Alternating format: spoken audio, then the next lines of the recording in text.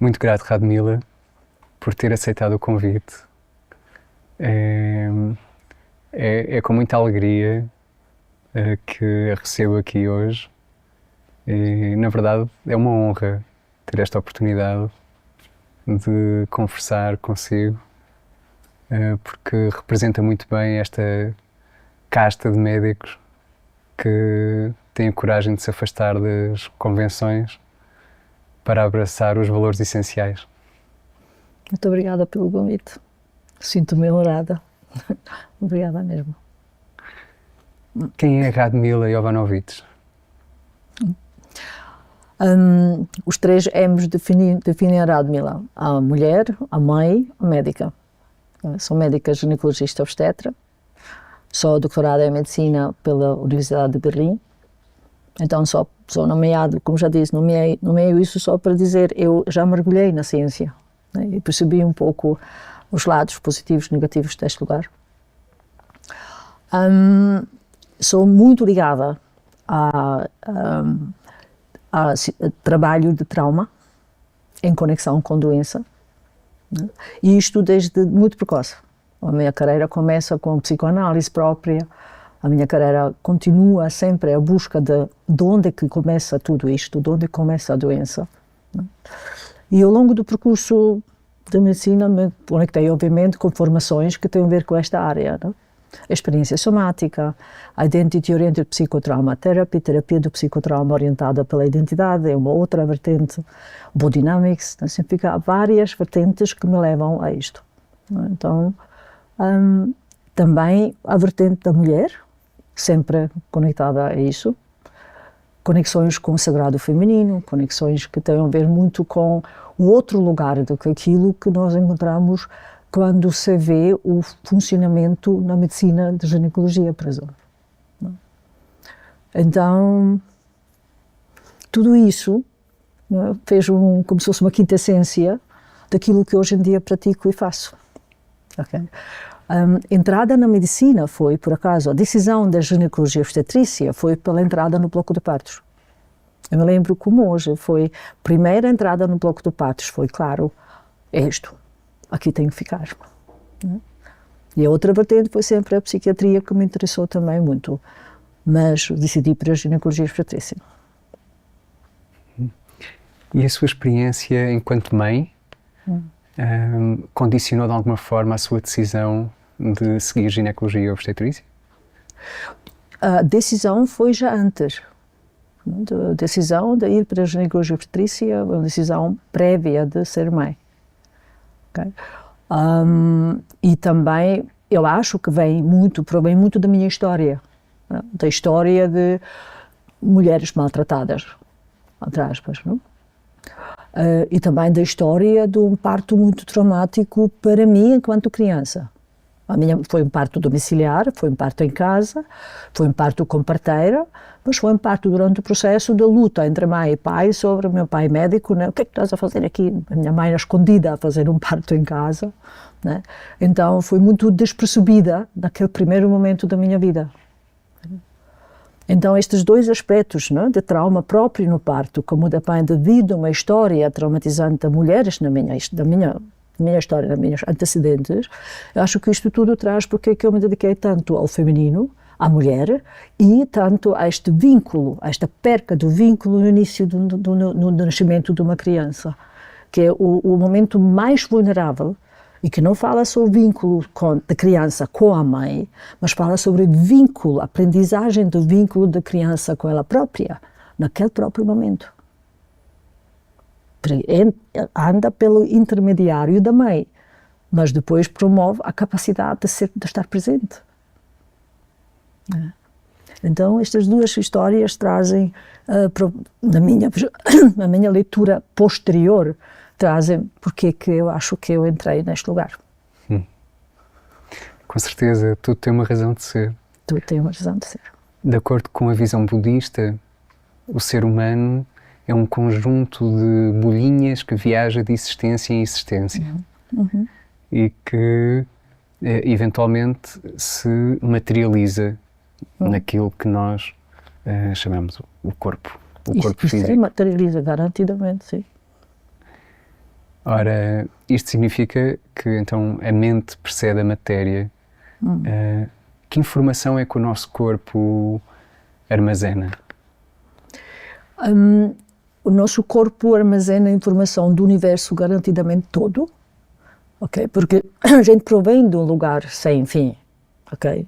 Esta energia se desifica, na minha perspectiva de vista, no desejo de uma mãe de ter um filho. Ali começa a ver como se fosse um pouco de desificação deste lugar não é, tão amplo. Não é? E a partir do momento quando há um encontro entre o esperma e o ovo, okay, existe uma materialização deste desejo.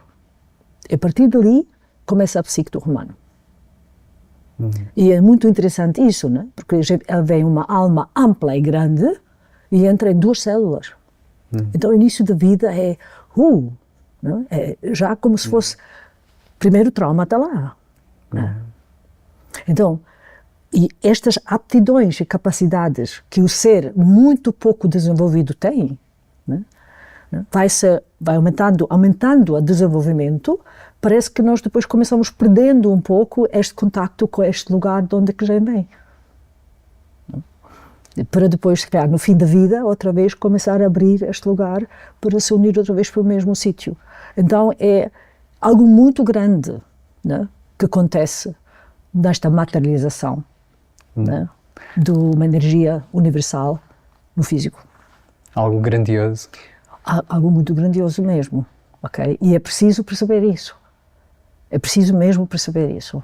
Em cada acto que nós fazemos, seja nós mulheres, seja outros que fazem connosco, que existe uma responsabilidade de perceber que as coisas são muito maiores do que aquilo que o físico nos deixa ver. A forma como a humanidade em geral e as mulheres em particular encaram o parto e a maternidade pode ser consequência de uma desconexão consigo mesmas, uma desconexão de si mesmas, uma desconexão do feminino. É um lugar, outra vez, que repete o trauma possível, já desde o início da entrada no contacto, como já disse, dentro deste esperma e deste ovo que se encontram quando começa toda esta magia. São 2 células que fazem tudo. Se estas 2 células foram atingidas, né, na sua própria divisória em mais e mais células, que mais precoce são atingidas, assim mais está gravado o trauma dentro do sistema deste ser. Okay? E vai trazendo percursos também depois que acontecem no parto. Nós temos no parto uma possibilidade de curar muita coisa, trazer muita coisa boa ou introduzir coisas muito difíceis para o futuro deste ser. Okay? Tudo isto é possível no parto. Okay? O parto contém também um reservatório enorme de acordar traumas. Né? Significa, isto não é só a criança, isto depois a mãe que traz informação dela, informação de gerações para trás, que tem a ver com situações vividas em termos de situações de partos. Não? Então todos nós temos uma mochila kármica. Temos. E o parto é uma espécie de portal, é uma grande oportunidade ou de dissolver karma ou de despertar karma. Isso mesmo. Abrir portas para ser mais fácil viver a vida ou menos fácil. Porque a vida é algo que pede, né, trabalhos ao nível trauma. Eu digo sempre, quando à noite o sol brilha ainda, isto não quer dizer, quando há sombra, é preciso existir o sol para haver uma boa sombra. Mas o que é que traz a sombra? É obstáculo. Estes obstáculos, para mim, são os traumas. Tirar os obstáculos vai trazendo neste mundo físico limitado mais e mais luz. Tirar obstáculo é algo muito doloroso. Traz conexão com dor física. Então, a evitação, estratégias de não ir lá, né, fazem parte do processo, né, para simplesmente encontrar o momento certo quando que se deve conectar com. E isto é, no fim, um trabalho que estamos a fazer. Não adianta fugir do trauma, não adianta ignorar trauma, adianta só conectar-se com e aprender, ganhar ferramenta para poder enfrentar. A dor tem uma função. A dor tem uma função. tem uma função de se libertar de algo. Né? Eu gosto muito de nomear aqui algo que aprendi muito pela uma professora que tem a ver com Body Dynamics. Né? Ela fala que existem, quimicamente, no nosso corpo, 7 emoções que têm definições químicas mesmo o que está lá dentro. Okay? Dos quais existe uma única que se conecta com dor, que é a tristeza. E cada uma das emoções que existem tem um propósito. O propósito na tristeza, abrir a mão àquilo que não preciso mais. Então, é aquilo que diz, que solta aquilo que já se ultrapassou. É a dor da separação. E esta emoção traz dor. E o que é que surge depois desta emoção? Medo. Porque agora vaso vazio, coisa nova. Desconhecido. Desconhecido. E o medo é mau? Medo, vivido enquanto emoção, não enquanto pânico, enquanto emoção, vai ajudar que eu vou chegar a um lugar novo com cautela. É um impulso. Com cautela, de maneira de não cair, de maneira de não me machucar, não? Devagarinho, na minha capacidade, na minha possibilidade. Então, faz todo o sentido. Então, dor faz parte.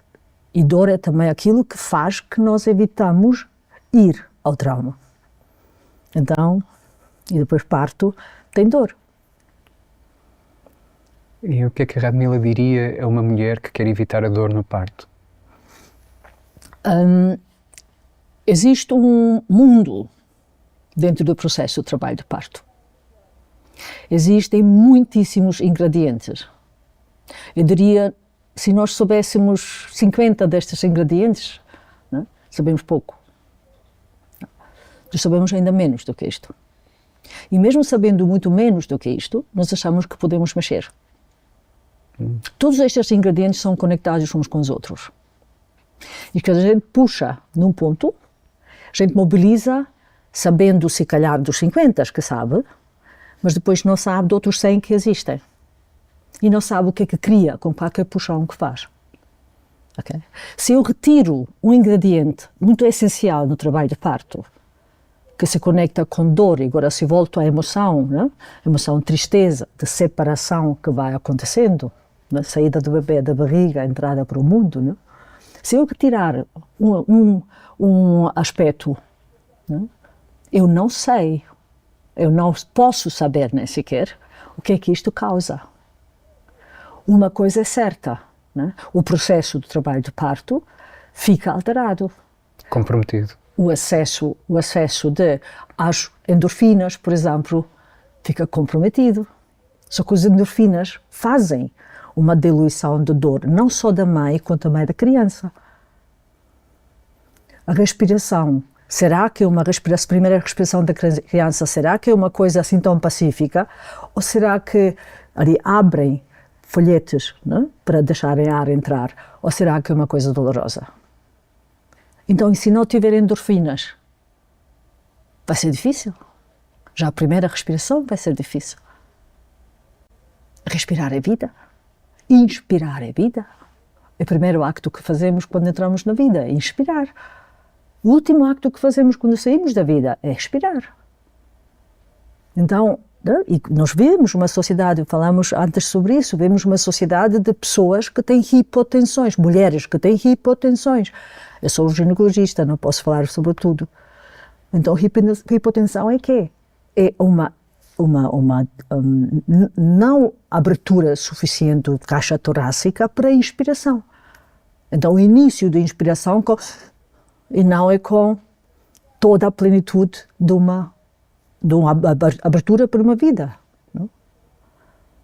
Então, é uma coisa pequena, que se acha que não é nada, e que a mulher hoje em dia no hospital fica declarada mais ou menos louca, assim, ela dizer, não quero, eu quero viver a minha dor. Okay? Um movimento pequeno tem um impacto enorme. Os cientistas, a comunidade científica, na investigação científica, os neurocientistas, os fisiologistas, eles sabem perfeitamente como criar depressão experimental com animais. Basta separar a cria da mãe. É prática comum nos hospitais separar os bebés da mãe, especialmente os bebés prematuros, que são cada vez mais frequentes, em grande medida, imagino, por causa da taxa elevada de cesarianas. Esta separação que consequências tem? Existe um ingrediente no parto que é muito importante desenvolver. Este ingrediente chama-se vínculo. Quando você fala de separação, porque o bebê foi separado da mãe depois do parto, a separação do bebê já começa quando existem muitas intervenções durante o trabalho do parto.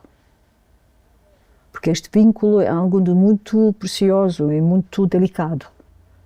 Cada acto de intervenção que existe durante o trabalho do parto vai movimentar neste vínculo.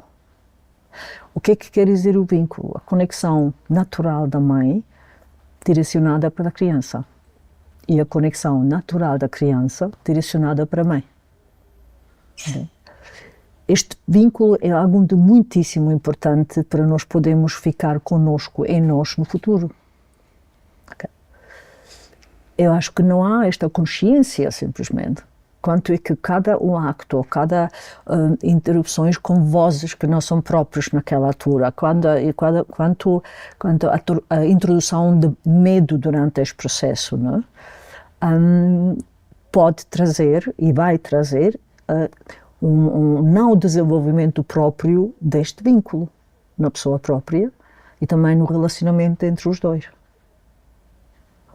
E isto é, na minha opinião, hoje em dia, ignorado.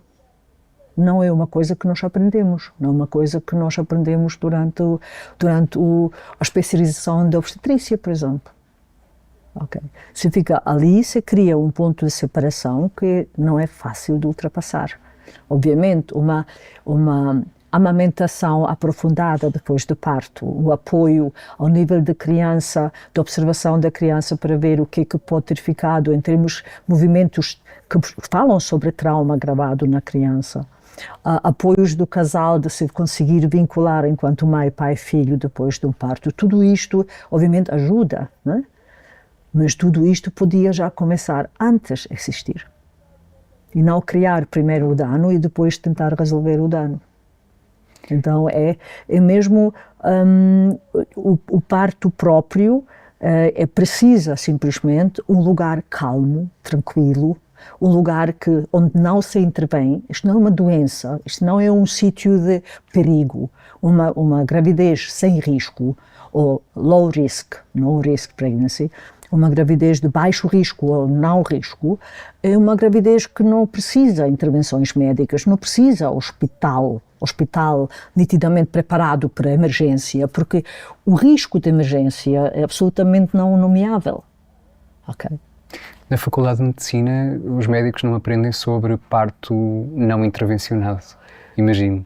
Também não é trabalho de médico, é trabalho de parteira. Pois.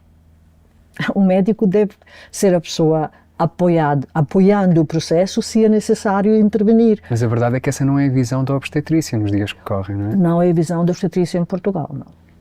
O poder do... E no mundo em geral, quer dizer, pelo menos no mundo ocidental. Eu aprendi a obstetrícia do parto de gravidez sem risco com parteiras na Alemanha. Foram as minhas professoras, foram as parteiras. Eles me ensinaram o que fazer durante o trabalho de parto, o que é que fazer no parto, como apoiar as mulheres. Mas há muitos médicos obstetras que, embora possam ter ouvido falar em parto não intervencionado, eles nunca estiveram num parto não intervencionado, não sabem como se dá. Portanto, é um pouco utópico para uma mulher esperar que possa ter um parto não intervencionado com um médico obstetra que esteja, enfim, vinculado a uma instituição, a um hospital, não é? Porque já a entrada no hospital, por si próprio, é uma situação de stress. Já estar num lugar cheio de máquinas é uma situação de stress. O que é que fazem, por exemplo, nos hospitais que são programados para partos naturais e tudo isso na Alemanha? Escondem toda a maquinaria, não há máquinas. Há uma luz muito diferente, Não é aquela luz branca Isso, agressiva. há um ambiente totalmente diferente, as cores são escolhidas diferente, está a perceber? Porque nós temos, o nosso cérebro tem o input pelos nossos sentidos. O ambiente é muito importante para trazer ou tranquilização ou stress. E se a mulher estiver a produzir cortisol, não é?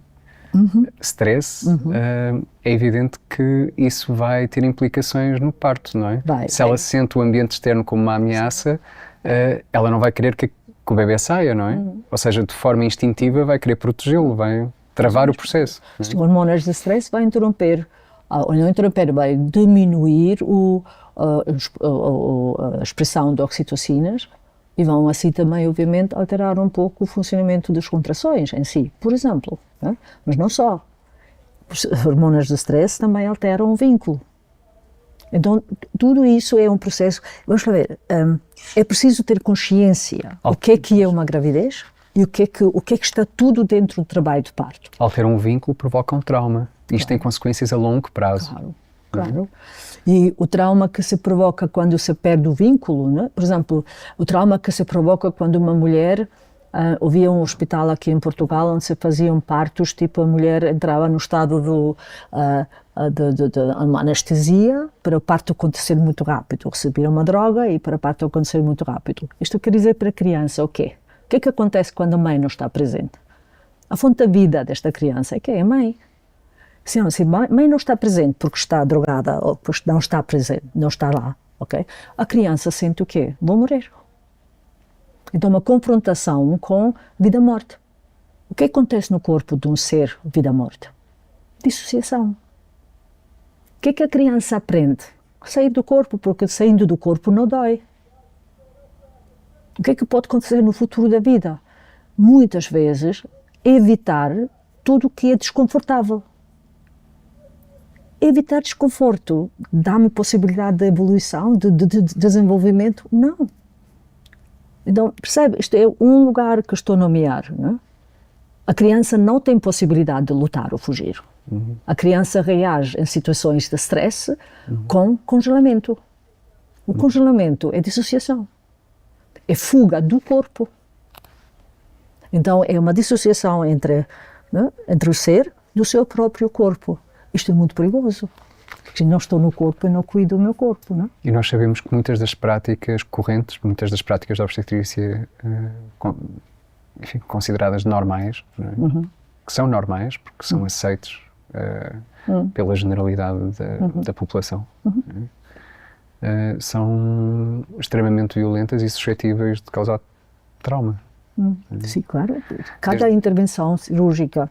Nós temos hospitais que têm 66%, 65% de cesarianas. Existem hospitais em Portugal que fazem só cesariana. Isto é negligência, autorizar hospitais destas. Isto é, nós temos uma taxa mais alta de cesarianas na Europa. Então, agora já tem havido uma comissão de redução para a taxa de cesariana em Portugal? Vamos a isto, mas vamos já falar sobre isto. Estes lugares, se calhar, o importante é ganhar a consciência, né, que cada cesariana é um parto traumatizante e precisa um cuidado específico para isso. Seja no físico, seja no psíquico de seres envolvidas.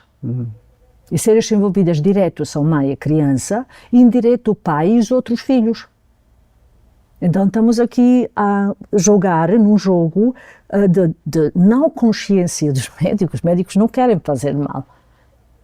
Mas se nós somos uma sociedade que por si própria é bastante traumatizada e o médico próprio foge dos seus próprios traumas, não vai ser ele que vai ganhar esta sensibilização para estas situações. Vamos ter que trabalhar e ensinar um pouco isto à medicina, aos médicos, que vão ter que se englobar estas situações todas. Temos que perceber a grandeza do trabalho de parto e o que é que está tudo envolvido para podermos trazer a este mundo, as crianças a este mundo, de uma maneira que eles tenham o início da vida com utilização de toda a aptidão que eles trazem. Porque as crianças não sabem fazer muita coisa, não sabem fazer, mas eles têm muito mais informação, provavelmente, muito mais conexão com o todo do que nós. Significa que a gente tem que ficar com muito cuidado como é que olha para estes seres. Não é por aquilo que posso fazer, eu sou alguém que é mais desenvolvido ou não. Neste momento, mais do que médicos, nós temos técnicos de saúde, não é? Há uma tecnocracia instalada. Não é? Eu não vejo, muito poucos médicos, muito técnicos de medicina, muitos técnicos de medicina, com programas 15 minutos, com aprendido a objetivar as pessoas. Estamos a perder os médicos. Uma das leis do cosmos é a lei causa e efeito. Tudo tem um efeito, tudo tem uma causa. E nós olhamos à volta, vemos uma sociedade profundamente doente, onde reinam a violência, a ganância, o egocentrismo, concorrência em vez de a cooperação. competitividade. Nós podemos rastrear estes males até ao parto, até à gestação? Sim, claro. Claro. Não vai haver nada que acontece na nossa vida que não tenha um início muito precoce. Nós vivemos ciclos na nossa vida. Nós não vivemos uma linha, nós vivemos ciclos na nossa vida. Que é outra lei do cosmos, a lei dos ciclos. Isso, vivemos ciclos, definitivamente. Eu uso muito uma coisa que se chama espiral da vida, que eu desenvolvi um pouco para perceber um pouco melhor estes ciclos na vida cotidiana, na vida real das pessoas. Leva sempre à gravidez, ao intrauterino. Agora, tem razão, nós temos uma sociedade altamente traumatizada. Uma sociedade traumatizada é caracterizada por quê? Com quê? Com uma dinâmica perpetrador-vítima. Como é que começa esta dinâmica? Com autoperpetração. A autoperpetração começa a partir de quando?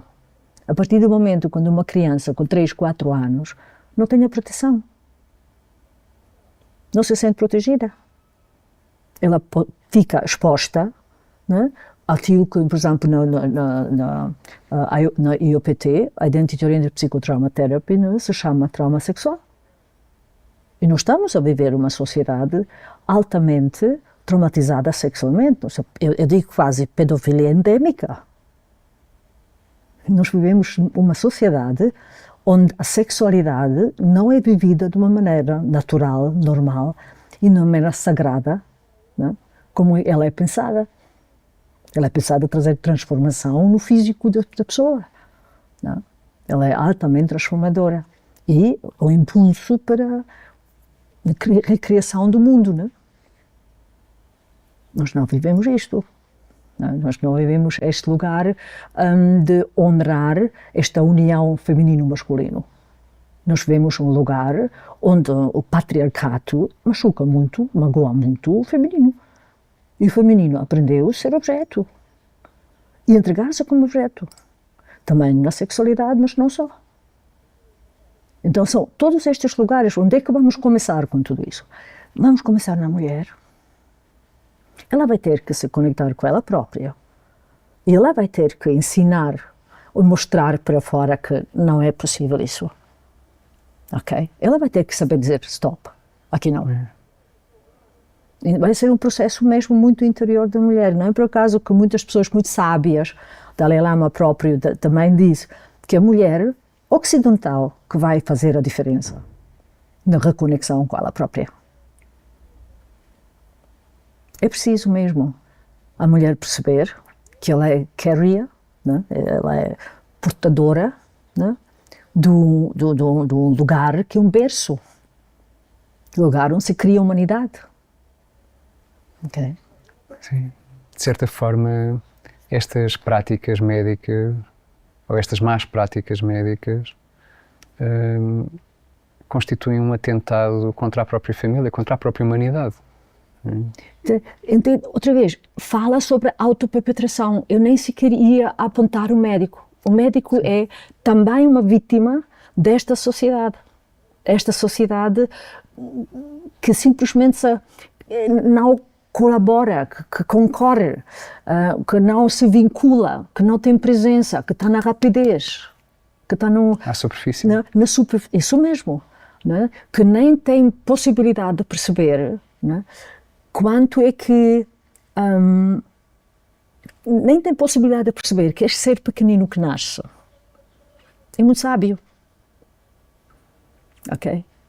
Que precisa de apoio no desenvolvimento físico, ok? Para ganhar a consciência, mas que tem muita informação lá dentro. E que esta informação não precisa ser combatida, ela pode ser suportada e apoiada. Ela pode ser ajudada a ser desenvolvida e não apagada. Né? E temos sempre mais pais que sabem disso. Okay? E vai continuar. Este processo não tem como de não ir na direção de evoluir e perceber toda esta situação de outra maneira. Radmila, qual foi o ponto de viragem no seu caminho? A loucura, né? O momento quando mesmo achei loucura. Eu fui a médica que estava muito orgulhosa de saber os protocolos todos, de saber fazer as coisas todas, de trabalhar de 8 até 8, né? De noite. E houve um momento dentro se calhar deste cansaço todo, desta exigência também toda, houve um momento quando, numa observação ginecológica com espéculo, eu olhei para o colo da senhora e parece-me que como se o colo falasse comigo. E de repente consegui ver coisas e de repente comecei a falar sobre coisas que eu nunca falaria antes desta maneira. E quando falei, já me assustei própria. E a senhora perguntou: de onde é que você sabe isso? Eu disse: não, não sei nada, não sei nada, não sei nada. Eu recolhi para trás. Não? Mas não me deixou mais de poder sair dali. Mas estava a ler informação no colo do útero? Isso. Informação sobre a vida da pessoa? Sobre a vida da pessoa. Como se fosse... Eu percebi que existe muito mais do que protocolo, que existe muito mais do que patofisiologia e fisiologia, e que o corpo tem muito mais para nos dar como informação. Que é preciso simplesmente entrar em um contacto de ressonância, o contacto, estar aberta de receber estas informações. Okay? E também não me largou, começou a existir sempre mais e mais, começou-se a colocar também na leitura ecográfica, né? Perceber quanto é que este feminino, né, contém toda a informação sobre o passado, sobre o agora, sobre o futuro. Em órgãos específicos, significa que existe para mim uma facilidade hoje em dia de explicar a qualquer médico ou qualquer pessoa que, até acho que não precisam ser médicos, podem ser mesmo qualquer pessoa que tenha estes órgãos, o que é que está ali dentro, que informações todas existem por ali. Quando a gente percebe que informação existe por ali, a gente percebe a grandeza disso. E a gente percebe também que aquilo que eu até agora consigo ler, isto é só o início da informação. E quem me ensinou tudo isso são as pessoas com quem eu trabalho, são os pacientes que vão ter comigo e que abrem os corações deles e que abrem em confiança este campo entre nós que começa a dar estas informações. Então, há muita, muita informação no corpo feminino. E há muita mágoa no corpo feminino. Quando a gente observa uma mulher nesta área tão delicada, e isto eu tenho mesmo que engolir aqui um pouco e tenho que parar um pouco, vê-se quanta defesa existe quando a gente quer observar uma mulher. Cada defesa no corpo humano tem a sua razão. O corpo não se defende sem razão. Só que a observação não é esta razão. Porque é um lugar calmo, eu retiro luzes, fica tudo muito delicado. Okay? Não é ali que a mulher se defende. Defende-se de outros lugares. Okay? Então existem já fisicamente visíveis, né? Situações traumáticas já na entrada na vagina, para observação. Isto é só o início da informação. Então, é preciso nomear isso, é preciso trabalhar isso. Significa que trauma é algo que tem que ser trabalhado e temos muitas técnicas hoje em dia, graças a Deus, onde se pode entrar neste lugar de descarregar os traumas, de soltar os traumas ou de ganhar os vasos para lidar com os traumas. E isto é o início de um novo lugar. Tirar os obstáculos, lembra-se? Uhum. Numa consulta com a Radmila, a minha mulher, a Bruna, estava com alguma dificuldade em tirar sangue. E eu não sei exatamente, posso não estar a ser rigoroso, mas a minha ideia daquilo que a Bruna comentou comigo é que a Radmila lhe disse: respira fundo, relaxa, respira fundo e fala com o teu corpo. Diz-lhe que estás bem, que estás segura e que queres dar sangue. É isso. E que permites. É isso. Ela seguiu as instruções e imediatamente o sangue começou a fluir. Sim. Não, porque este é trauma, outra vez, você falou sobre isso. Isto é trauma gravado no sistema vegetativo. Uma pessoa que foi invadida na sua integridade, okay, pode ter um sistema vegetativo muito sensível. Uma agulha ou um ataque qualquer a esta integridade pode trazer um lugar de contração. Então, ali, obviamente, vai ser muito difícil conseguir encontrar a veia, conseguir receber o... Sim, e é o caso. Ela, não sei se a Radmila se lembra, mas ela esteve muito doente na infância, teve uma experiência terrível em hospitais. Então, sim. Estes momentos não são momentos de início, estes momentos são momentos de reconhecer que existe aqui qualquer coisa. E se existe qualquer coisa, é preciso ir lá. É preciso ir lá para quê? Porque quando eu tenho trauma, eu tenho pedaços de mim que não estão integrados dentro de mim. Eu sou um puzzle com pedaços que estão fora. Fragmentado. Fragmentado. Então, o trabalho de pegar no pedaço e colocar aqui dentro é um trabalho que dói. Então o corpo desenvolve o quê? Muita estratégia de sobrevivência para não ir lá, porque não quer que dói. Não se consegue desenvolver sem criar o vaso para poder pegar nesta peça em segurança e colocar na medida, no timing, na quantidade adequada para a pessoa e colocar aqui dentro, integrar e deixar o corpo descarregar tudo o que precisou descarregar para depois, de repente, ser um pouco mais completa, um pouco mais presente. Apesar da ciência considerar a psicossomática, o efeito placebo, o efeito nocebo, ainda prevalece esta crença de que os pensamentos e os sentimentos, ou as emoções, não condicionam as funções fisiológicas. Podemos considerar que todas as doenças são efetivamente psicossomáticas? Isto, eu não tenho dúvida mínima disso.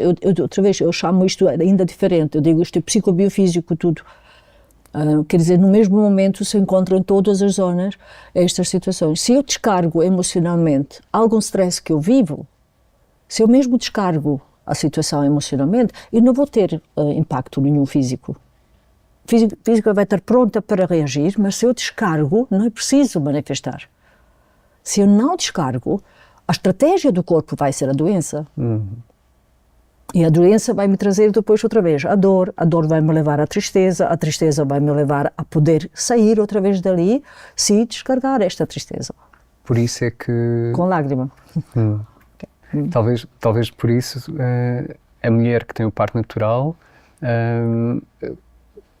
enfim, tem dor ali naquele momento, terminou e depois tem uma experiência de maternidade normalmente muito boa, não é?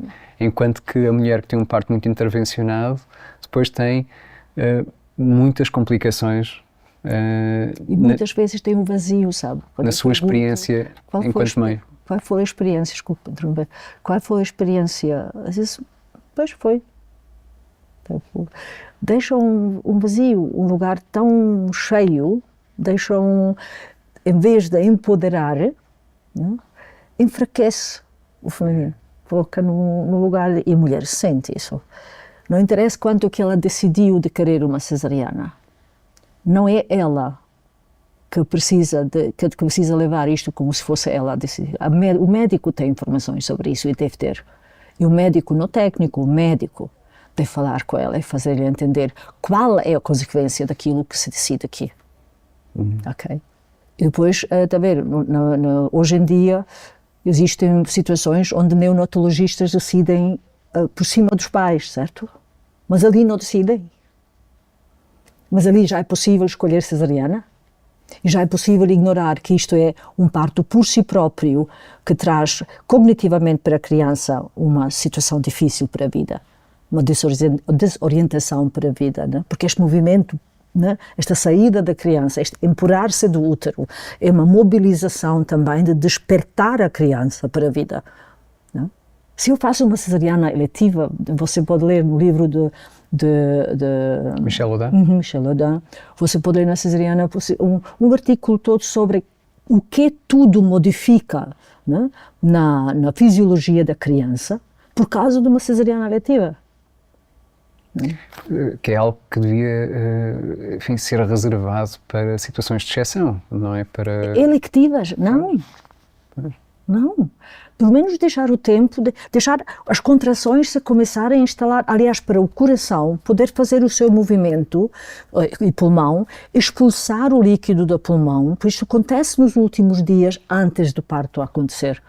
Isto todos nós sabemos. Está a ver? Isto é preciso ignorar, é preciso dissociar enquanto médico para poder fazer actos destes. É preciso sair de presença. Por isso que eu digo, estamos numa sociedade traumatizada. O médico também é. Ok? É preciso começar a perceber que eu não posso ser o apoio como médico se eu não sei trabalhar as minhas próprias coisas. Eu não posso ajudar uma outra pessoa se eu não sei ajudar a mim mesma.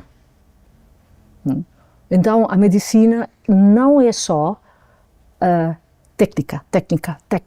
Não é só inteligência artificial.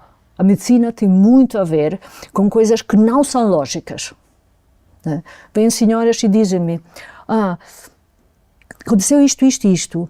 Isto não pode ter a ver com isso. Está a ver? Eu nunca digo aqui não. Eu estou a escutar, eu estou a tentar aprender onde é que há a conexão disso. Como que vem uma senhora, por exemplo, e diz, olha, doutora, eu sinto que o bebê não está assim, não está a mexer tão bem. Eu nunca vou fazer um CTG, observar e dizer, está tudo bem. Nunca. Eu vou ter que escutar o que é esta senhora, com que se conecta ali. Tem que ir tudo, tem que ser além do físico, do fisiológico, tem que se perceber que existe um fisiológico, que é a mais pequena parte de nós, que existe um mundo muito além disso e que nós temos acesso a este mundo, só que nós temos que estar conectados conosco e temos que ter um lugar aberto, que é este aqui. Nós temos que estar abertos, com amor, em compaixão, recebendo as pessoas. E isto precisa maturidade. Não se tem isto com 25 anos. Ou tem-se, enquanto o bebê já pode desenvolver logo na pessoa que é. Mas é preciso maturidade para isso. Fala-se muito da dor no parto, mas a verdade é que, embora seja o mesmo ato físico, pode ser vivenciado de formas muito diferentes, e é, não é? Dor não é sofrimento, não é necessariamente sofrimento. Sim, depende também da visão, ou dependerá também da visão da mulher, da maternidade, da vida. De vaso que tem de receber esta dor. É muito isso. Da sua maturidade, do estádio de consciência em que se encontra. E a verdade é que há muito, enfim, no livro da Ina, há inúmeros relatos de mulheres que, por exemplo, que têm o filho de forma indolor, têm o parto sem dor. A mulher que decide tomar um banho de imersão para relaxar e a criança nasce na banheira. A mulher que sente vontade, uma súbita vontade de ir à casa de banho, vai e o filho nasce na sanita. inclusivamente mulheres que têm orgasmos épicos durante o parto. Orgasmo, sim. Orgasmo, sim. O orgasmo é São algo experiências muito marcantes pela positiva. Eu, outra vez, nós falámos sobre isso também um pouco antes. Eu conheço estes relatos e eu posso dizer, da minha experiência, eu não posso dizer que vivi isso. Okay? Eu me lembro de um caso onde eu fiquei muito surpreendida que no algo de uma contração ele dizia, tá, dói um pouco. Eu já tinha 5 centímetros naquela altura, até perceber, tipo, dói um pouco. E ela tomava homeopáticos, ela tinha um kit de Inglaterra com homeopáticos. Cada vez que sentia qualquer coisa, escolhia um homeopático e punha 2 bolinhas na boca, ok? E ela passou o parto de uma maneira muito tranquila, não? Sem epidural, sem nada, muito tranquilo mesmo. Isto é uma experiência que me lembro nitidamente, e estas bolinhas eu tenho hoje em dia também, quando no parto também traspasso estas bolinhas ali. Mas eu não vejo um problema na dor. A dor é uma comunicação do meu corpo. Eu me separar do lugar aconchegado dentro da barriga da minha mãe, onde ela sente que eu posso te segurar, eu posso te proteger, não é? Para um lugar onde se calhar ela própria acha, se calhar não é assim tão, não é seguro lá fora, não é? Que isto possa trazer dor, e dor se calhar aumentada, ok, do que aquilo que devia ser, ok, ou podia ser. Acredito que sim. Acredito mesmo que sim. Pode ser até inclusive, até me passou, e falei muitas vezes sobre isso, passou-me pela cabeça que pode ser até que dentro da dor se esconde o prazer da mulher durante este processo. Aliás, porque o prazer foi sempre muito castigado nas mulheres. Não? E a Bíblia própria diz, parir sob dor. Não? Tipo, como se fosse, né, colocado que tem que ser assim. Então tem que responder, porque se não se responde, então é uma bruxa. Não? Pode ser perfeitamente que alguma coisa também que se ensinou desta maneira. Não? Mas a dor em si, para mim, é um comunicativo do meu corpo. Não? Sobre uma alerta. É uma coisa que se alerta ali. Não? Se eu vivo num mundo muito sano, possivelmente eu vou ter contrações de uma maneira, como você disse, se calhar orgasmos, se calhar prazerosa, se calhar, não é? Muito diferente do que aquilo que se vive nesta sociedade. A dor é natural, tem uma função. Se a mulher estiver sedada, obviamente estará desconectada de si mesma, do seu próprio corpo, e não pode estar conectada com o bebê. Não, isso mesmo. Mas o bebê, isto é muito perigoso, desconectar a mãe dela própria, porque ela é fonte da vida da criança. Se a criança não tem contacto com a mãe, a criança vive morrer. Isto é um lugar que também tem que se perceber muito, muito bem. Quando se fazem cesarianas, por exemplo, ainda poucas, mas algumas em geral, em anestesia geral, isto é muito difícil para a criança, muito ruim para a criança. Ok? Isto é colocar-se no lugar de dissociar, de outra maneira não se sobrevive isso, nesta idade com tão pouca ferramenta de poder assegurar este lugar. Será que para a mulher nos dias que correm é difícil de conceber um parto sem fármacos pela forma como esta violência está normalizada?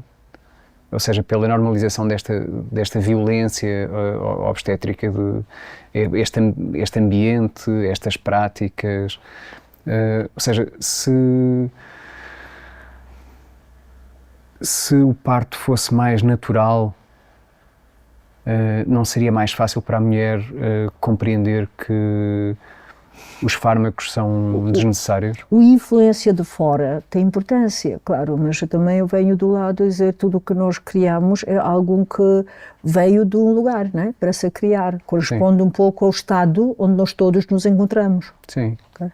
Significa, claro que é muito positivo mudar o exterior quando se percebe, se tem consciência, e começar a trazer à mulher a possibilidade de ela possa ter o seu parto de uma maneira de encarar o parto como algo de natural, algo que o corpo sabe fazer, algo de milhares de anos o corpo sabe fazer. Pois que o corpo está preparado para preparado para isso, tem todos os ingredientes, sabe resolver situações de perigo. Por exemplo, muitas vezes quando existem situações de cordões à volta do pescoço, por exemplo, isto é sempre uma razão de criar logo medo. Não se deve nomear isso, deve-se ver o que acontece no trabalho de parto primeiro, depois para ver como é que se vai actuar com isso. Mas o corpo faz o quê nestas situações?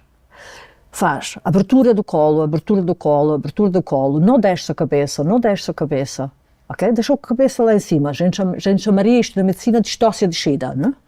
Mas ele deixa isto lá em cima, abre tudo, e depois fazem uma rapidez brutal saída da criança.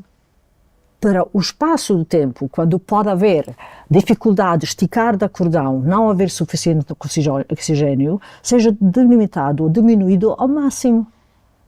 O corpo sabe resolver. Agora imagina você entra no hospital. Isto não desenvolve. Então vamos pôr oxitocinas. Então vamos fazer o quê? Vamos baixar a cabeça cedo demais para esta situação. O que é que isto vai promover?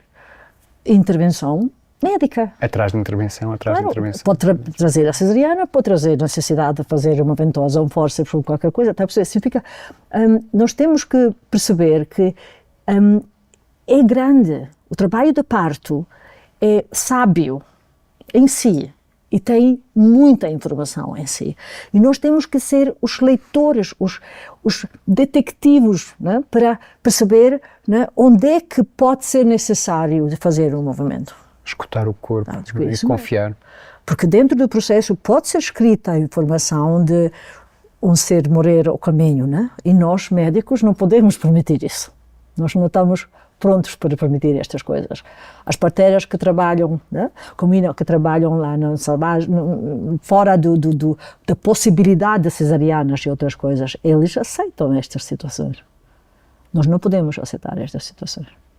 Okay? Porque é o controle. É o controle. É o controle. E depois a vida vai trazendo respostas a isto. Está a ver? Nós alteramos um processo, né?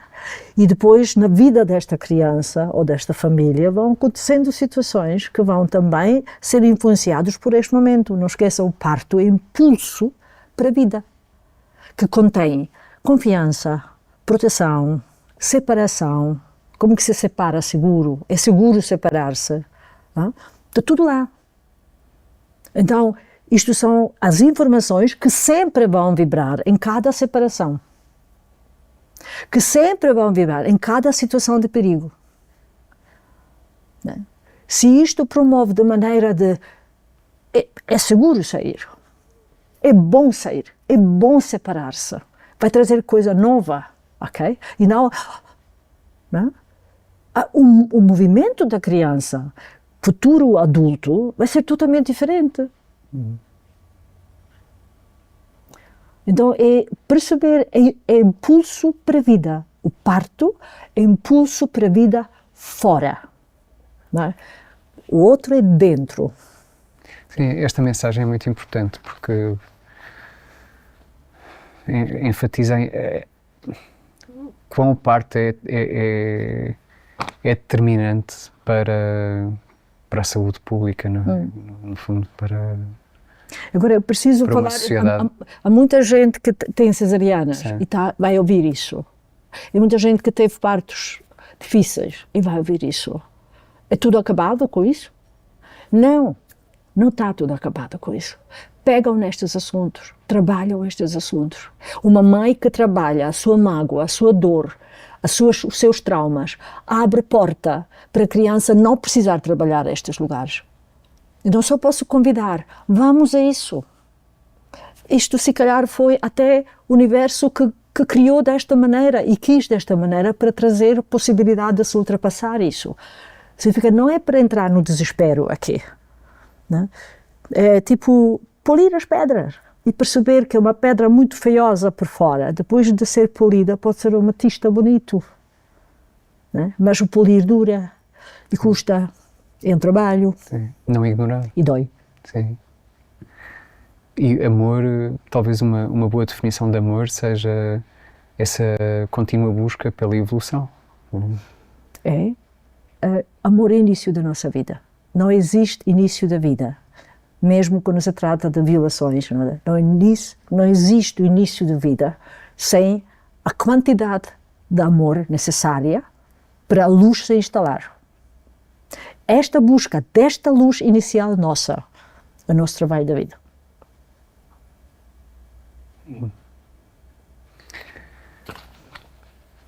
E quem traz esta, né? A mãe, né? Aquela tal que fez tanta coisa má conosco, mas ela é também aquela que coloca esta luz. É frequente as mulheres virem perguntarem à Radmila se o seu corpo está desenhado para ter filhos, se tem a pelve do tamanho ou do formato certo. Sim, existe isso. Sim. Sim. Existe muito. Quero engravidar, quero ver se está tudo bem. Eu posso dizer só uns aspectos só de fora, né? Mas do dentro você consegue percepcionar isso melhor. E depois digo quais são técnicas com que ela pode ganhar esta segurança que está tudo lá já. Sim. Não, vejo que pode-se trabalhar isso perfeitamente. As mulheres questionam-se sobre a capacidade do seu corpo para parir. Questionam-se muito. E isto é o lugar de trabalho que nós fazemos. Nós na clínica não dormimos durante a gravidez. É uma sugestão enorme trabalhar trauma. Não? Nós temos grupo regular de correr nas segundas-feiras, que é um grupo onde se usa a técnica IOPT, que trabalha com ressonância, onde se consegue fazer encontro comigo mesma. Okay? Então, as pessoas podem trabalhar as suas intenções, as suas questões, os seus desejos, dentro de um vaso terapêutico, okay? Que trabalha com ressonância, que cria um campo, cada pessoa que lá está ganha com isso, né? Ganha, apanha boleias, né? É isso. Como se fosse uma constelação, digamos. Sim. Como se fosse constelação, mas não constela a família, constela a identidade da pessoa só. Você não entra no sistêmico, não representa, ressoa, abre o coração, ressoa, okay? Então é aqui agora. Não há passado. E eu acho que estamos já num lugar, constelação fez muito sentido e pode fazer ainda sentido em algumas situações, mas estamos muito mais no aqui e agora. Não é para resolver passados, é para esvaziar o vaso com tudo aquilo que nós precisamos, chorar, dor, e abrir a porta para tudo aquilo que nós queremos para nós. Usar os nossos sentidos, os nossos sentimentos, na direção a preencher a vibração daquilo que nos faz bem. Sair do condicionamento negativo, entrar no condicionamento positivo, né? Ter compaixão conosco. Nada se cria, nada se destrói, tudo se transforma, não é? É essa transmutação. Claro. A compaixão e amor por nós mesmos é o início de tudo. É esse o processo, é esse o desafio, ultrapassar o trauma, é a transmutação, a transformação. É. E acho que é o único sentido da vida que existe verdadeiramente, né? Porque, como eu disse, sair de um espaço amplo, entrar em 2 células, deve ser, deve apertar, imenso. E essa transformação geralmente implica dor. Eu acho que é isso. Eu acho que mesmo nós precisamos de saber que não é o mal ter situações traumáticas, que se trabalhar situações traumáticas. É matéria-prima. É trazer luz para o mundo. É limpar, é trazer luz para o mundo. E parto é um lugar destes. Sim. Definitivamente. Se nós nos virmos como canais de luz, sim, quanto mais puros estiverem estes canais, mais desimpedidos estiverem estes canais, maior é a quantidade de luz, não é? Chega. E tudo isso, o vínculo é muito importante. Tá? O vínculo promove a presença, a possível presença de conhecimento que existe. Tá a ver, as mulheres transpassam pelo menos três tempos durante a vida deles. Não? É um tempo de virgem, que não é a virgem não ter sexo, não é esta. A virgem é aquela que explora o masculino para encontrar o pai futuro da sua filha, da sua criança. Não? Então, a deusa virgem é a primeira, aquela que explora a sexualidade para poder encontrar o adequado que vai ser o futuro autoridade, o futuro mundo. Não? Depois a outra que é a mãe, não? Que é a deusa mãe, não? Que é aquela que aprende e recebe o contacto com compaixão. Significa que esta é uma coisa que nós, no fisiológico, recebemos com gravidez e parto. Conexão com compaixão. Né? E depois vem a última fase, que é muito atacada, que é a de sábia. Eu, quando estou na sábia, eu não perdi a mãe, eu não perdi a virgem, eu ganhei mais uma. Há uma integração. Okay. A pequenina, a primeira se conecta com ter, né? A segunda se conecta com fazer, né? E a terceira se conecta com ser. Né? Então completa-se um pouco toda a nossa coluna, né? Um pouco conecta-se com tudo aquilo que é necessário para se finalizar. Assim, isso mesmo, isso mesmo. Então, tá vendo, todo o conceito que existe, toda esta medicina orientada pela farmacêutica que no fim quer doença porque ganha com doença, né? Interrompe processos de resolução com medicação, seja infecção urinária, seja o que for. Cada dor é logo eliminada. Trabalha no sintoma, não trabalha na causa. É uma forma de travar a evolução. Claro, é da uma humanidade. forma de trabalhar. Interromper doenças infantis é uma forma de travar a evolução. Quem tem criança sabe que cada doença, cada febre que a criança passou, logo a seguir, um crescimento deste ser. Está a ver? Tudo isso é uma loucura instalada pelo movimento que se fez na separação da medicina, com a separação entre a medicina e a natureza. Naturopatia, homeopatia, natureza, universo. Foi amplamente promovida pelos Rockefeller, não é? Isso mesmo. Sim. Onde se instalou o domínio de farmacêutica. Não é? Então temos mesmo um grande processo para fazer. Atualmente se faz, não se faz oficialmente na medicina, mas as pessoas em geral que vão ter comigo, todos eles quase têm naturopatas, não? Em paralelo. A banalização do aborto é outro braço é outro tentáculo deste polvo? Eu disse-lhe, né? A psique está desde o primeiro momento. Eu disse-lhe que a perder uma criança, aborto espontâneo, tem uma informação para a pessoa. Não? É um luto que se faz na separação entre mãe e criança. Entre a mãe e criança ali, naquele momento, como também o luto que faz a mãe, ela, a criança, com a mãe dela. Há aqui um assunto entre relacionamento mãe e filho. Isto é quando é espontâneo. A tristeza traz que a gente possa soltar o espaço, que a próxima criança, quando vier, não tenha esta carga. Okay? Então, a natureza sabe porque é que precisa este percurso, porque é que é preciso passar por ali. Agora, interromper numa gravidez, né, é um acto autoperpetrador para a mulher. Mesmo que ela acha que se salvou porque não tem um homem certo, não tem a casa certa, não tem...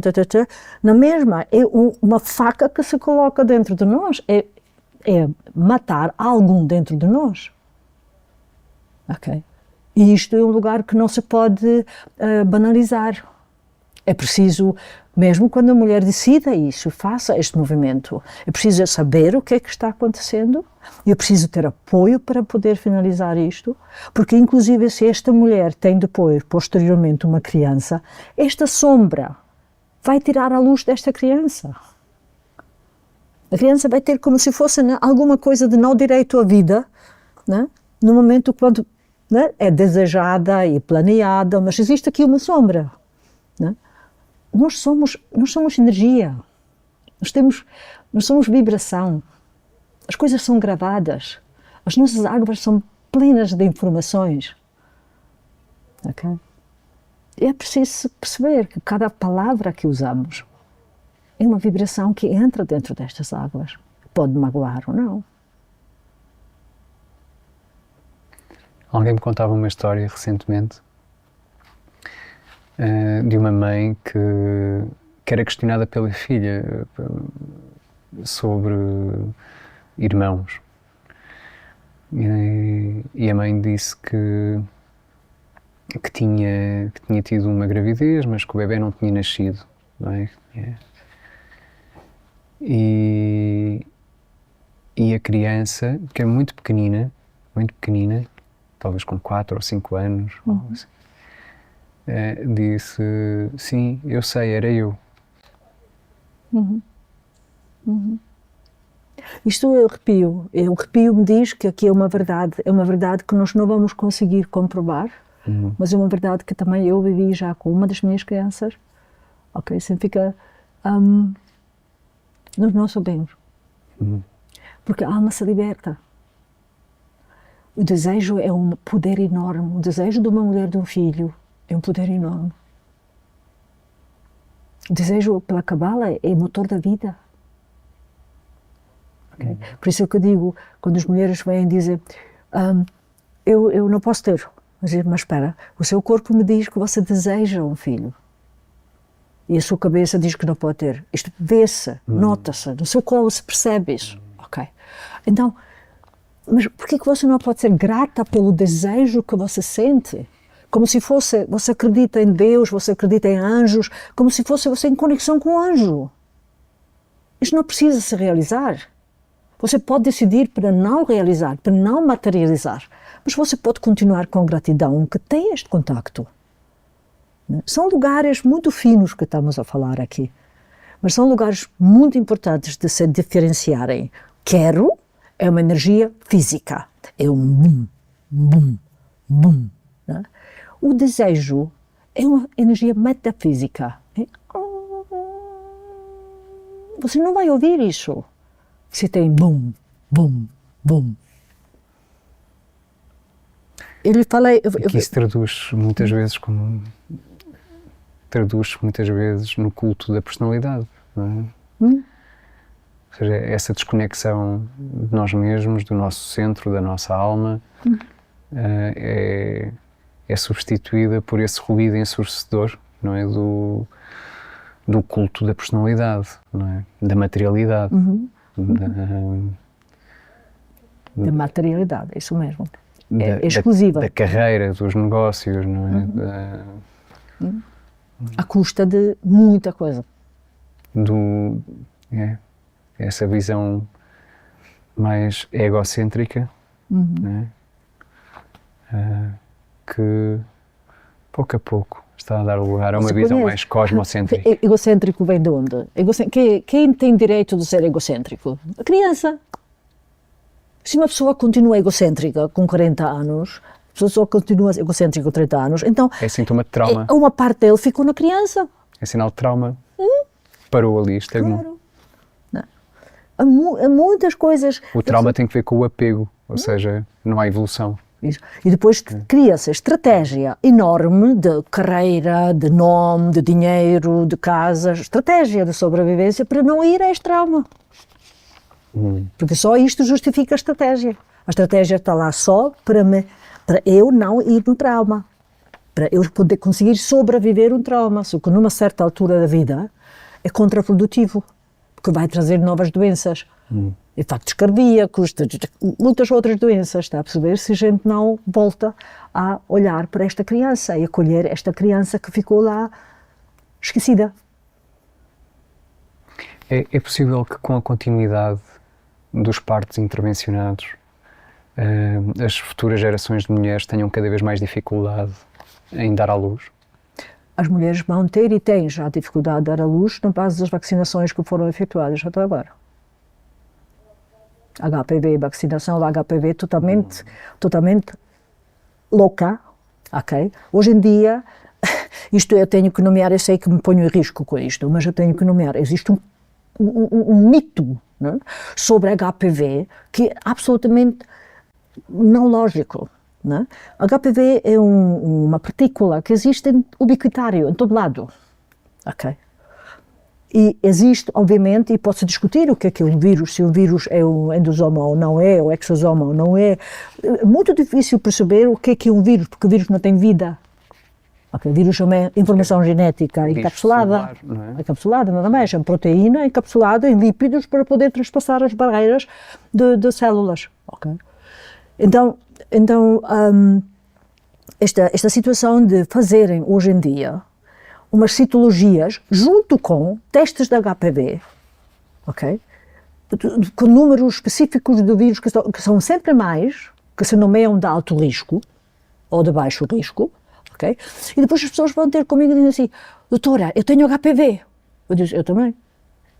Se você não quer ter HPV, você tem que não ter relações sexuais, depois não tem HPV, porque HPV é algo que é introduzido de fora, né? Em princípio, encontra-se em todo lugar. Se eu toco aqui, eu tenho milhões de HPVs aqui na minha mão e não fazem nada. Para poderem fazer qualquer coisa, são se calhar usados, né? Ou é preciso enfraquecimento do tecido. Então tem que se olhar para enfraquecimento do tecido e não para HPV. Sim.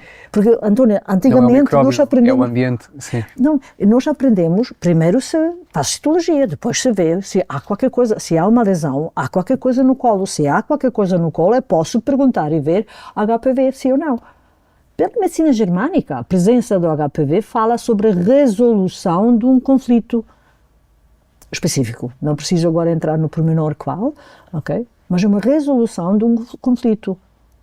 Eu tenho uma senhora que, por lapso, foram feitos 4 seguidos.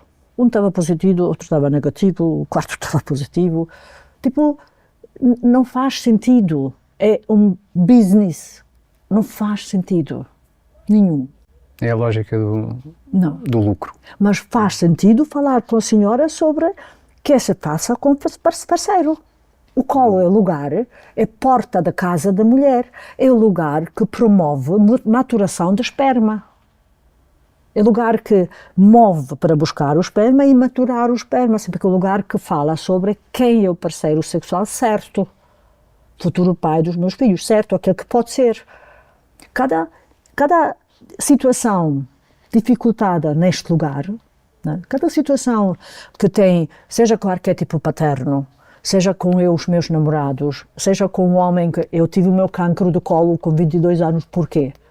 Porque houve um homem miúdo com quem eu estive junto todo o tempo. Depois eu fui estudar medicina, ele acabou mais tarde do que eu e era para vir também para a gente continuar a nossa vida conjunta. Desapareceu. Desapareceu sem nada, sem dizer nada. E eu, toda orgulhosa, não me interessa. Mas o meu corpo interessou. Reprimiu. E desenvolveu câncer do colo com 22 anos. Ok, foi naquela altura, foi tratada e foi sugerida de ter filhos rápido e depois retirar o útero e todo o resto que foi necessário. Não, tudo isso, só o útero. E eu escutei dentro de mim naquela altura, percebi que eu não mudo nada, eu vivo aquilo que lá esteja e continuo a viver aquilo que lá esteja. Não percebi a conexão com essa separação naquela altura. Isto é uma leitura posterior. Sim. Okay? Então, nunca mais tive nada no meu colo. Então esse cancro terá sido a somatização de uma separação do homem que reprimida, não vivida. Que eu achei que vai ser pai dos meus filhos. Se tivesse permitido chorar, viver a dor da separação, não tinha. Não teria tido. É isso. E vivi esta dor. Nos relacionamentos futuros, de separações futuras, foi pouco a pouco descargado isso. Mas, como já disse, nunca mais apareceu e nunca mais tive nenhuma lesão no colo. Mas quando cheguei aqui a Portugal e fui para a Oncologia IPO, a colega me disse logo, tira este útero, isto é perigo. Eu olhei para ela e disse, não, minha querida, não. O útero é muito importante para mim. É a casa dos meus filhos. Ok. Na minha terra chama-se materiça, né? Isto é mãe pequena. Né? Nós dizemos sempre, a mulher tem 2 corações, tem o aqui, tem o aqui. Ok? Então não é tão fácil tirar o útero. Né? Quando é necessário, existem situações onde não se consegue, o útero transformado até aqui com miomas, não sei o quê, não se consegue resolver. Mas sempre quando é possível deixá-lo, não tocam no útero, deixam o útero lá. Pois, tudo no corpo tem a sua função. Tudo. O útero nem devia ser útero, devia ser matriz. E muita gente diz também que o nome do útero devia ser matriz, porque tem a ver com mãe. Cada culpabilização de uma mulher mãe, cada culpabilização da mulher, da mãe dela, vai se mostrando no útero. A doença mais frequente que aparece com estas culpabilizações é uma adenomiose. É uma doença que é uma modificação do músculo do útero, engrossamento, modificação, que pode trazer hemorragias, que pode trazer dores, desconfortos, inchaços, e que quase 80% das mulheres têm nesta sociedade, em graus diferentes. O Michel Audin diz que o CTG é prejudicial e que contribui para a elevada taxa de cesarianas. O CTG não... Sim, ouça, pode ser visto desta maneira, pode ser olhado, mas eu não ficaria tão exclusiva nisto. Se tenho uma situação de a batida cardíaca da criança se alterar ao longo do processo e mostrar que baixa, é muito bom conseguir seguir, ok? Não acho que é saudável fazer CTG contínuo com todas as pessoas, não. Uma gravidez sem risco não faz sentido. Okay. Mas quando existem, durante o processo do desenvolvimento do trabalho de parto, situações onde existem baixas, existem situações críticas ao nível de bem-estar da criança, para poder perceber um pouco até que grau, até onde que isto vai, é bom saber pôr CTG e saber ler CTG. Isto também é um lugar que é preciso saber lê-lo. Né? E não usar cada uma desaceleração para fazer uma cesariana, também isto não é ideia, ok? Mas perceber até onde é que se pode ir e envolver a senhora dentro deste processo, né? Porque trata-se de um trabalho conjunto. Pois, e qual é o propósito, não é? Porque normalmente é usado como mais um instrumento de controle, não é? Não acho saudável, nem pouco saudável, usar numa pessoa, numa gravidez sem risco. E as ecografias de rotina? Existem uns que fazem sentido, ok? Agora, não faz sentido todas as consultas fazer uma ecografia, isto não faz sentido nenhum. O ultrassom pode ser prejudicial para o bebê? Eu não sei, não tenho informação sobre isso, mas as mulheres estão preocupadas um pouco com isso, ok? Então, o que é que eu faço? É uma mulher que tem ciclos regulares. Eu não preciso me preocupar com datagem, então eu não insisto numa ecografia precoce, por exemplo. Muitas vezes as pessoas próprias, mulheres próprias, querem esta ecografia precoce, porque querem ver se está tudo bem. Sim, okay. O medo das malformações, não é? As malformações se decidem muito na ecografia do primeiro trimestre, do finais do primeiro trimestre, esta das 12 semanas, onde se olha para o todo da criança, né? Onde não se tem 100% toda a informação, às 20 semanas tem-se toda a informação. Agora, eu acho que é importante avaliar situações de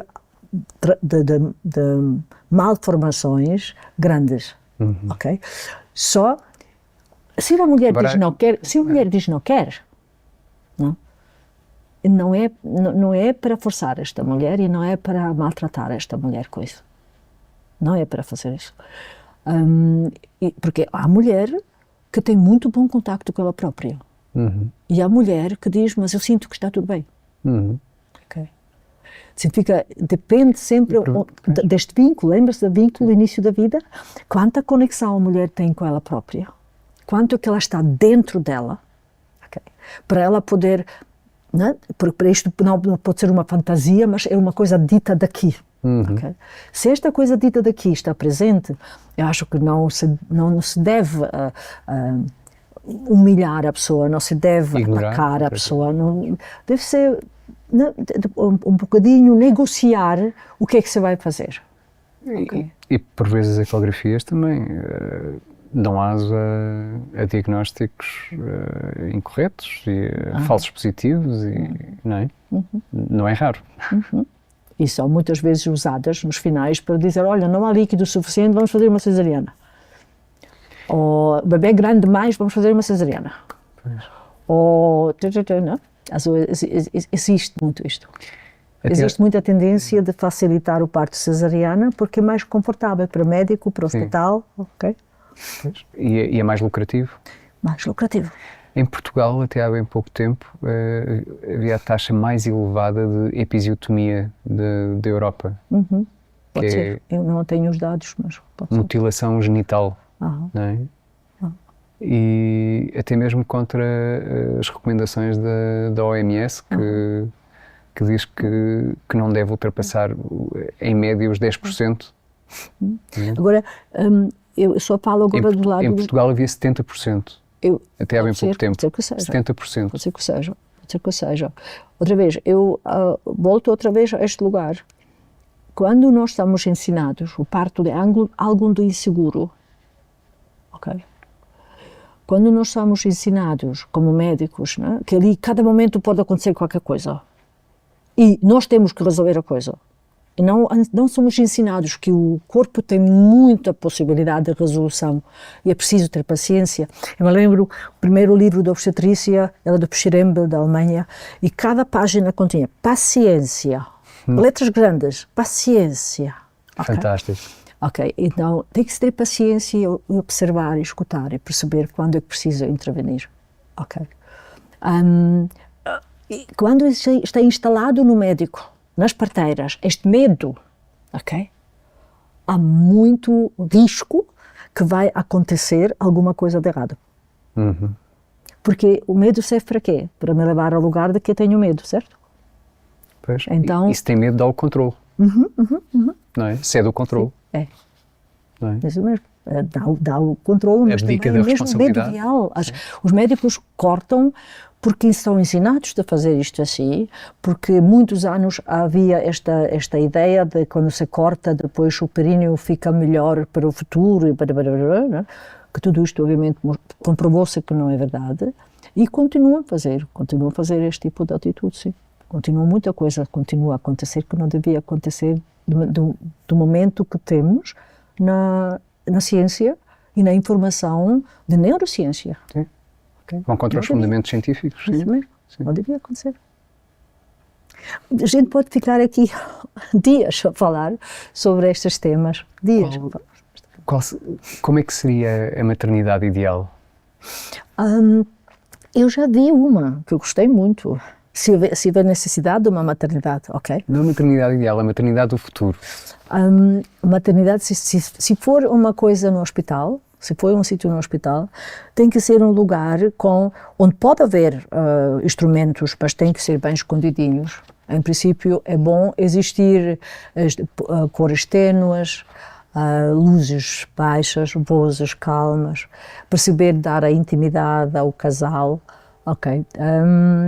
Dar espaço para tudo o que for necessário também para o tempo sozinhos do casal. Ter a possibilidade de receber resposta rápida se for necessário, né? Significa isto tranquila as mulheres, não é que é necessário, mas as mulheres estão acostumadas a ser atacadas porque querem parto em casa, por exemplo, porque risco, não é? Se eles soubessem que eu posso ter casa, mas posso ter logo ajuda se for necessário, tranquiliza, e tudo o que tranquiliza é saudável para o parto, ok? Então tem que ser home-like, tem que ser casa. Sensação de casa, tem que ser lugar onde os filhos podem vir, os outros que lá já estão. Onde se sente confortável, onde se sente segura, onde se sente tranquila, onde tem respeito, afeto. Onde a pessoa pode trazer as suas coisas que lhe trazem o home, né? Tipo peças, algumas peças da casa, algumas coisas que lhe trazem a sensação de estou em casa. Sim. Okay?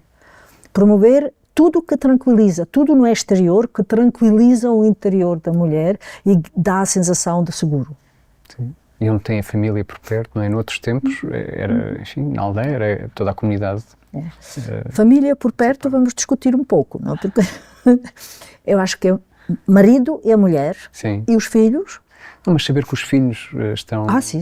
estão bem entregues, não é? Os outros filhos, não é? Não é de poucas vezes que depois do parto de uma família grande, os filhos mais pequenos entram na água também, com o bebê. Tipo, não é pouco frequente isso, nas famílias grandes. O nosso tempo está a terminar, Radmila. Passou rápido, olha. Uma última pergunta. As relações sexuais são aconselháveis na fase final da gravidez? Podem ser uma forma natural de induzir o parto? Claro. O ejaculato tem prostaglandinas, o orgasmo por si traz prostaglandinas, oxitocinas, toque. Claro. É sempre importante perceber quais são as crenças da mulher, quais são as crenças do homem, né? E também, se existem estas crenças, trabalhá-las, perceber de onde é que vêm, né? Porque podem ser crenças que têm a ver com situações mãe e filhos, né? Mãe e filhas, né? É importante perceber o que é que está por ali, porque nós tocamos no trauma sexual durante o parto. A mulher toca no trauma sexual no parto. Tudo o que acontece no parto, que é traumatizante, a mulher entra no trauma sexual. Pois. Tudo o que é trauma no bebê toca no trauma de identidade e trauma de amor. Trauma de amor é o desastre dos nossos relacionamentos. Não tem nada a ver com o homem com quem a gente vai ter relação futura. Mas isto entra lá. E tudo o que é trauma no parto pode refletir-se depois também na vida sexual? Claro, porque o trauma de amor, que é trauma de amor quer dizer não receber aquilo que eu preciso, não ser vista, não ser recebida da maneira que eu preciso, ok? Tudo isto vai influenciar todos os nossos relacionamentos futuros. E nós vamos querer buscar alguma coisa que não recebemos ali, depois no homem, e sobrecargamos o relacionamento desnecessariamente. É ir trabalhar aqui. Então, como já digo, é mesmo muito importante nós percebemos que é necessário tudo o que vejo aqui fora, em primeiro lugar, fala sobre mim e não fala sobre o outro. Eu já vi pessoas terem os seus bebés de uma maneira mais humanizada possível em lugares onde nunca se fez um parto desta maneira. Só porque entrou esta pessoa com a energia dela e trouxe este cenário. Tudo o que acontece à minha frente, sou eu que vejo, sou eu que reconheço. Tem a ver comigo também. Muito grato pela sua presença, Radmila. Muito grato. Muito obrigada. Foi um rico momento para mim também. E pelo seu serviço. Obrigada.